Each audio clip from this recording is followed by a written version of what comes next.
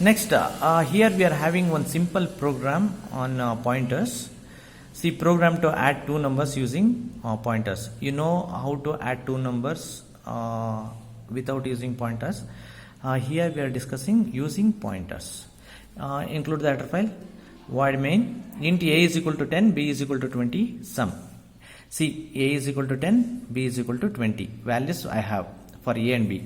Then I have declared sum. So usually how we will write sum is equal to a plus b, we write, correct? But here we have to use pointers, so that I am declaring two pointers, one for a and one for b. Int star pa, int star pb. It means these two pointers I am declaring here. So this is first pointer pa, pb is the second point. Then assigning the value, address of a to pa, assigning the address of b to pb. Address of a is assigned to pa means this pa pointer is pointing to this one. Address of pb is assigned, address of b is assigned to pb means, address of b is assigned to pb means this pointer pb is pointing to b location. Okay, now I can use the sum formula. Sum is equal to star pa star pb. See, instead of a and b I am using pointers here. Star pa means first pointer, star pb means second pointer. First pointer is pointing to whom? A. In this location how much it is there? 10. 10 will substitute here. Then star pb is a second pointer pointing to whom? B.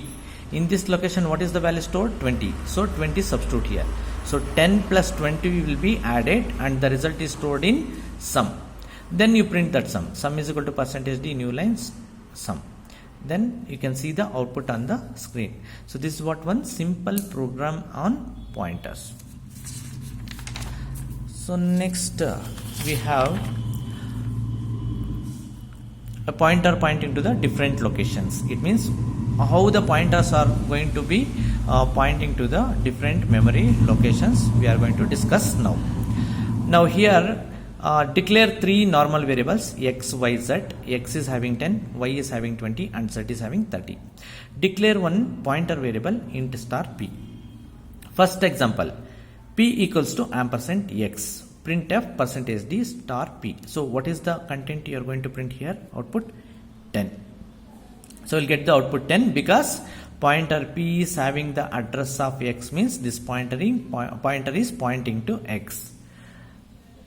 Got it? So first in the beginning we can see like this, x is here and p is here. So x is having value 10, p is a pointer, it is holding the address of x means this pointer is pointing to whom? This one. So when I print only p, the address will print. When I print star p, the content which is pointing to address that will print. See, this p, if I use star along with that, so the content which is pointing to which one? X location. So that will be printed. So 10 you will get as a output. Then in the second example, p is equal to ampersand y. Printf percentage d ampersand star p. It means p is holding address of y. Take one variable y and one pointer variable p. Y is having 20. See, this pointer is having address of y means this pointer is pointing to this location. So if you print only p, the address will print. If you print star p, the content will print. 20 you will get as a output. Then p is equal to ampersand z, print the star p. So you are going to get the output as 30. So here you can observe that the same pointer is pointing to three different locations, x, y, z. Got it? So this is what the pointer which is pointing to different location. And in second case, two or more pointers can point to the same memory locations. So in this case what I am taking 3 pointers. In the previous example only one pointer, 3 locations. But in this case 3 pointers, 1 location. See, x is a normal variable which is assigned by value 10. Now observe here, p is assigned by ampersand x, q is assigned by ampersand x. R is assigned by ampersand X. It means 3 pointer variables are declared here, 1 normal variable.